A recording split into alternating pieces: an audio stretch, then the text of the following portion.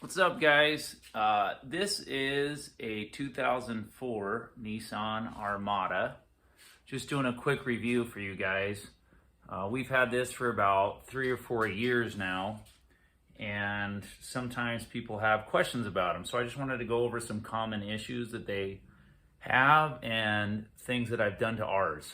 So first off, they hadn't really changed the body style, honestly, up until 2008. So ours is a 2004, and it's kind of tricky because they call it a Nissan Pathfinder Armada. So when I go to buy parts, I just tell them it's a 2006.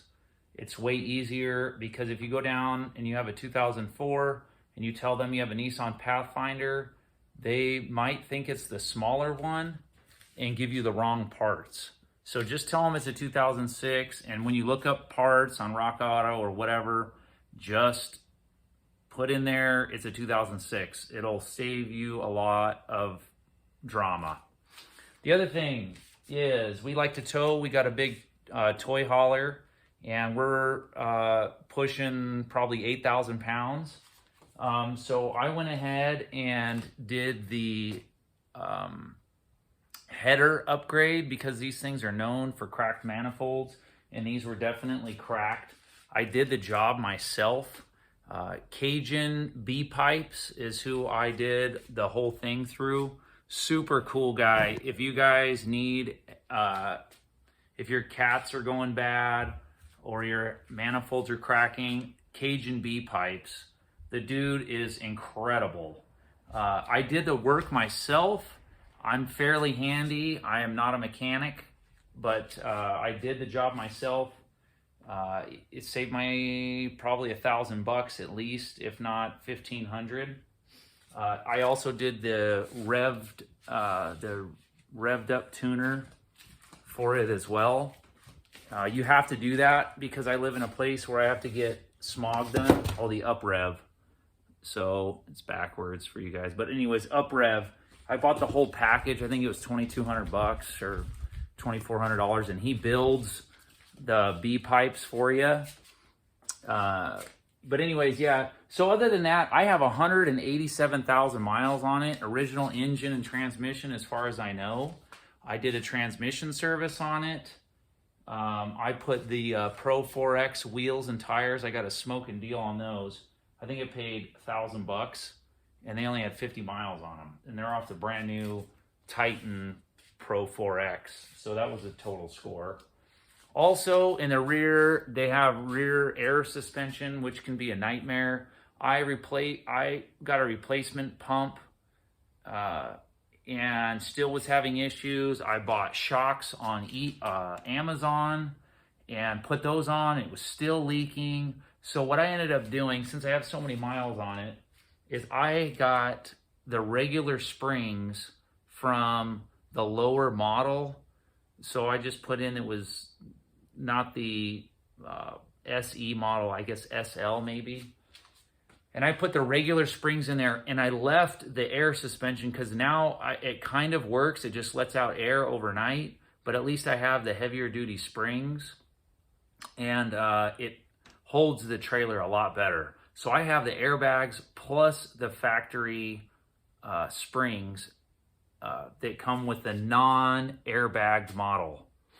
The front, I did I think some Monroe quick struts on the front just because they were getting pretty hammered. The rear tailgate deal has an actuator. I just took it off because it was some crazy amount of money to fix the actuator. So it just has struts on there. But as you can see, on other than this steering wheel wrap, it's held up really well. You probably can't really see very good. But there's really no cracks in the interior. The seats have held up really well. I replaced this piece here. Was not functioning. I got it on Amazon or eBay for like $10, and it's worked perfectly fine. The great thing about these trucks is they're super heavy duty.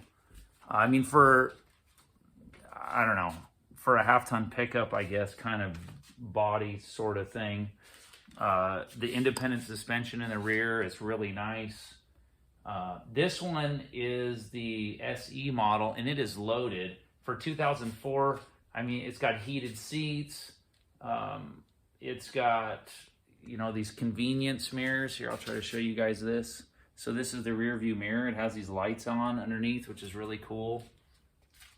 I probably average around 15 miles per gallon. The rear view mirrors are heated. But yeah, the main things you need to look for is the air suspension, which is really not a big deal. Honestly, you can just replace it for a few $100s with just regular springs and shocks. If I was to do it all over again, I'd probably just do that because it was a nightmare. I spent like $300 on the air shocks. I spent another $180 on a pump, and I still couldn't get it to work right. I mean, it's kind of functioning now, but anyways, great rig. I run synthetic high mileage oil in it, 186,000 miles on it. I pull it up and down huge mountains. This are, you know, 8,000 pound trailer loaded with toys in it. I pull it up and down some Idaho mountains.